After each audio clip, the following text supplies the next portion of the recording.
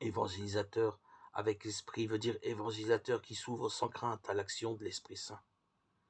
À la Pentecôte, l'Esprit fait sortir de même les apôtres et les transforme en annonciateurs des grandeurs de Dieu, que chacun commence à comprendre dans sa propre langue. L'Esprit Saint, de plus, infuse la force pour annoncer la nouveauté de l'Évangile, avec audace, à voix haute, en tout temps et en tout lieu, même à contre-courant. Invoquons-le aujourd'hui en nous appuyant sur la prière sans laquelle toute action court le risque de rester vaine. Elle annonce au final de manquer d'âme. Jésus veut des évangélisateurs qui annoncent la bonne nouvelle non seulement avec des paroles mais surtout avec leur vie, transfigurée par la présence de Dieu.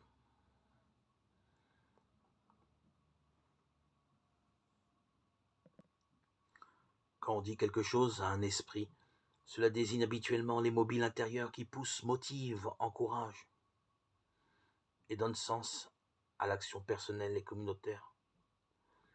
Une évangélisation faite avec esprit est très différente d'un ensemble de tâches vécues comme une obligation pesante, que l'on ne fait que tolérer ou quelque chose que l'on supporte parce qu'elle contredit ses propres inclinations et désirs. Comme je voudrais trouver les paroles pour encourager une période évangélisatrice plus fervente, joyeuse, généreuse, audacieuse, pleine d'amour profond et de vie contagieuse.